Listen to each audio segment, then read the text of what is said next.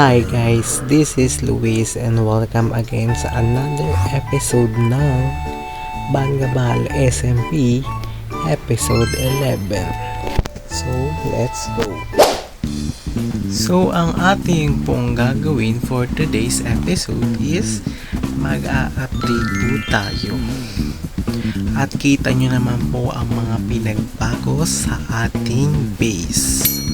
So, una na dyan, meron tayong cherry sapling. At tinanim ko yan. At bigay lang po yan ni Andre. At dumami ng dumami yan. So, eto meron pa dyan sa swimming pool. Yan, sa likod ng bahay ko. Meron pa doon. Tapos dito sa gilid. Yan, meron pa dyan.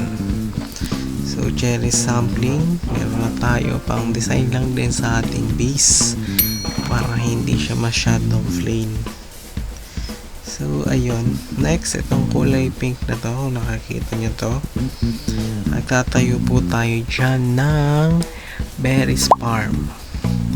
So, binigay lang din po ni Andre yung berries at itatanim po natin siya dyan. So, ayan. Di pa po yan tapos. Baka gawin ko hanggang 5th floor. 1, 2, 3. Pang-apat pa lang po yun na floor. Pero po yung hagdanan, tapos na siya. Wow! Kung makikita nyo. Tapos na siya. Yan guys, tapos na siya. At dagdagan ko na lang siya dito kung gagawa pa ako ng another floor. So, next naman, kung ito nakikita yung malaki, 6th floor po ito. So, 6th floor, this is wheat farm. So, napakalaking wheat farm nito. So, ayan guys. 6th floor siya and napakalaki nito. And itong hagdanan niya is pansamantala itong grass na to. Kasi, ayun, paikot niyang ginawa ko. Ganito rin gagawin ko sa original na hagdanan niya. Yan guys, sobrang taas niya. So, wala na kayo makikita sa baba na ano. Doon, puro pag na dyan, sa may banda dyan. Pero yung baba ko, makikita nyo pa rin yan. And dito guys, nilagyan ko lang siya ng stone bricks. Kasi bagay naman siya, diba?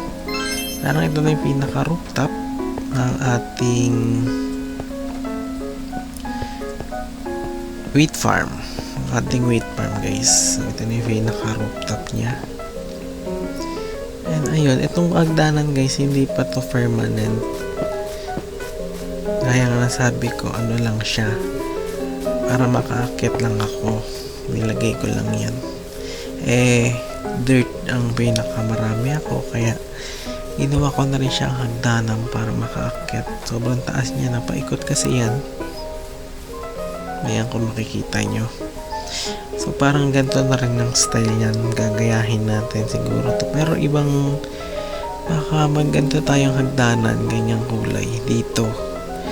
Para pag ano yung color niya. Mag-combine ba yan? Mag-combine para ma-experiment yung color niya. So, ayan, di pa siya tapos siguro. Kasi wala pa yung mga ano guys. Wala pa yung pinaka-wheat dito. And wala pa yung, di ko pa siya nade-designan. Wala pang hagdanan. Basta tinapos ko lang yung buong building na to. So, ayun. Ayun lang po ang mga pinagbago dito sa ating base. At meron tayong pinakabagong pinagbago dito. And nakita nyo na rin to sa channel ni Ate Abby. Meron din siyang storage. Siyempre may storage din tayo. Nakikita nyo yung tulay na yan. Papunta yan dyan sa baba. Kasi ginawa ko rin ang tulay para madaling makapunta sa doon. Kaya sa base nila. So, ayan, nakikita niyo yan, black na yan. Storage din to, and may storage din tayo sa baba. So, sisilipin natin siya. Nilagyan ko lang siya ng trapdoor dito para hindi siya ano sa space. So, bababa tayo. Hindi tayo makababa. Yan na, nakababa na tayo. Nasara lang natin to ang trapdoor. So, ito, this is my storage room. So, ayun guys, puro torch pa lang. Hindi ko pa nabababa yung mga chest niyan. So, basta storage room to, and hindi ko na rin siya hindi ko na rin siya inalis ng mga dito, yung parang ayun na talaga siya, parang design na lang din talaga itong mga dirt na to. So, design na lang din siya. At ang flooring natin dito is glass. Ang view naman is water. Makikita niyo yung mga zombie dyan sa baba. Yung gate na ata ito is ano rin to, cobblestone din to, pero deep slate siya. Ayan, nilagay ko sa gitna. And meron dito bintana ulit. Ayan, kita nyo, dalawang bintana. And syempre pintuan natin iron at may button. Kung makikita nyo, may button siya. So, ayan. Ito po yung labas ng ating storage room. Ano lang siya, deep slate to guys. Deep slate.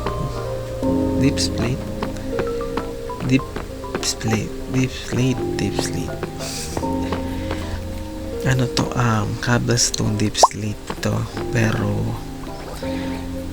yun, kulay itim siya. Tapos ito naman yung, ewan ko anong tawag dito, nasa ano din to, stone din yan. Tapos niligyan ko lang din siya ng glass pane sa gilid.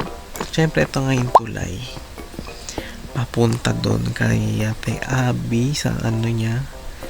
Ito yung storage room. Ito yung sa akin guys, kasi diniretso ko na yan sa baba ko. Patag naman siya, and may space talaga yan sa baba, and ginanyan ko na lang talaga siya. Kaya papunta na yan doon sa base nila, Andre and Ate Abby. So ayun, balikan tayo ulit sa taas. Hindi tayo makapasok dito eh. Bato. So, ang hirap magpapasok ko. Hindi tayo makapasok ko. So, ayan. Nagagabi na naman. Ay lang naman ang pinagbago sa ating base. Update ko lang kayo para update na rin talaga kayo sa mga bagong update dito. Ayan, may malaki na tayong ano dyan, oh, building. Ito soon pa matatapos, di pa siya tapos.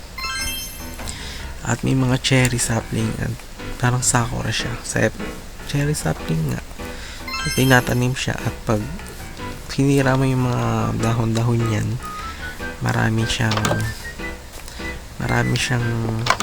ilalaglag na itatanim. Ganun. Ayan guys, sa bahay ko meron din.